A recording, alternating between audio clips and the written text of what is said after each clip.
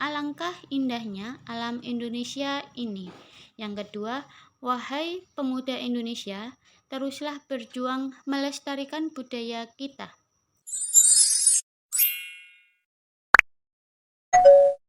Assalamualaikum warahmatullahi wabarakatuh. Hai, apa kabar? Semoga dalam keadaan sehat walafiat. Nah, berjumpa lagi dengan saya, Ibu Lia Rizky, dalam mata pelajaran Bahasa Indonesia kelas 7 untuk SMP atau MTS. Nah, kali ini kita akan belajar tentang bab 5, yaitu mewarisi nilai luhur dan mengkreasikan puisi rakyat. Nah, kemarin sudah mempelajari pembelajaran sebelumnya. Kali ini saya akan menerangkan tentang menelaah struktur dan kebahasaan pada puisi rakyat. Nah, apa aja itu? Silahkan disimak video ini sampai selesai. Jangan lupa like, share, dan tekan tombol yang ada tulisannya subscribe ya. Terima kasih. Nah, pada saat menelaah puisi rakyat dari segi bentuk dan bahasa, yang harus dilakukan adalah menelaah ragam pola pengembangan pantun serta struktur pantun, struktur dan bahasa gurindam, serta struktur dan aspek kebahasaan pada syair. Berikut ini yang harus dipahami dalam menelaah struktur dan kebahasaan pada puisi rakyat. Yang pertama, kalimat perintah. Kalimat perintah adalah kalimat yang berisi atau bermaksud memberi perintah atau suruhan. Contohnya, buanglah sampah pada tempatnya. Kemudian, yang kedua, kalimat saran. Kalimat saran adalah kalimat yang berisi tentang saran kepada orang lain untuk kebaikan orang lain. Biasanya ada kata kuncinya sebaiknya, seyogyanya. Contohnya, sebaiknya kau pikir dulu demi keputusan yang tepat. Ada kata sebaiknya. Kemudian yang ketiga, kalimat ajakan. Kalimat ajakan adalah kalimat yang berisi ajakan kepada orang lain untuk melakukan suatu perbuatan. Biasanya ditandai dengan kata ayo dan mari. Contohnya, yang pertama, ayo kita belajar lebih giat lagi. Yang kedua, marilah kita jaga agar lestari. Ya, yang keempat, kalimat seru. Kalimat seru adalah kalimat yang mengungkapkan rasa hati seperti kagum, heran, senang, dan sedih. Biasanya ditandai dengan kata alangkah, betapa, bukan main. Contohnya, yang pertama, alangkah indahnya alam Indonesia ini. Yang kedua, wahai pemuda Indonesia, teruslah berjuang melestarikan budaya kita.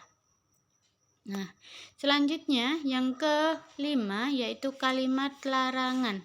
Kalimat larangan adalah kalimat yang berisi larangan agar orang lain tidak melakukan kegiatan. Biasanya ditandai dengan kata jangan, hindari. Contohnya, yang pertama, janganlah berprasangka buruk kepada sesama. Yang kedua, jangan membuang sampah sembarangan. Yang ketiga, hindarilah perbuatan yang tidak baik. Nah, selanjutnya yang keenam, kata penghubung yang sering digunakan pada puisi rakyat itu yang pertama, kata penghubung tujuan.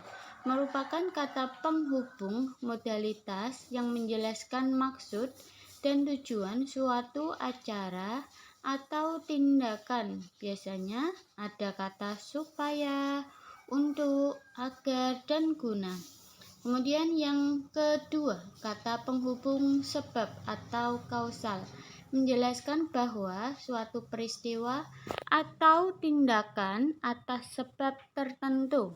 Biasanya ada kata sebab, sebab itu, karena, dan oleh karena itu. Selanjutnya yang C, kata penghubung akibat. Konjungsi yang menggambarkan suatu peristiwa atau tindakan terjadi atas sebab peristiwa lain.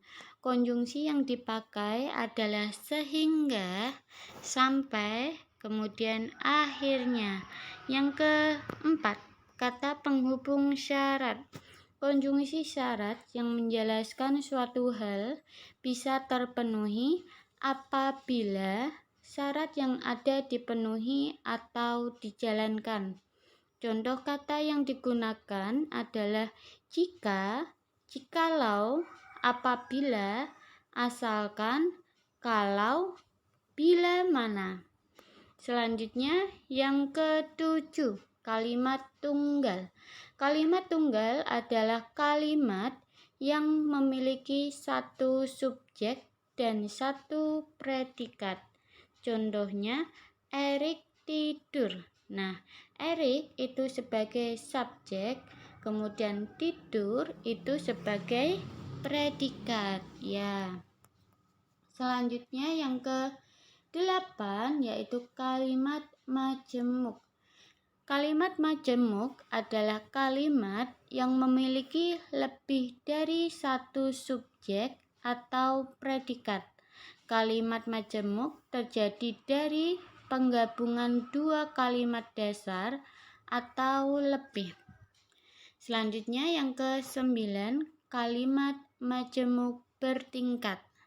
Kalimat majemuk bertingkat adalah kalimat yang terjadi dari beberapa kalimat tunggal yang keduanya tidak setara atau sederajat. Nah, selanjutnya yang ke-10, kalimat majemuk hubungan syarat ditandai dengan kata jika, seandainya, asalkan, apabila, andaikan. Contohnya, jika hidup bermalas-malasan, masa depan tak tentu arah. Nah, selanjutnya yang ke-11, kalimat majemuk hubungan tujuan ditandai dengan agar, supaya, biar. Contohnya, agar hidup tercapai tujuan, hendaklah pemuda rajin belajar. Yang ke-12, kalimat majemuk konsensif. Apa itu, Bu? Kok ada konsensif? Nah, biasanya ditandai dengan walaupun, meskipun, biarpun, kendatipun, sungguh pun.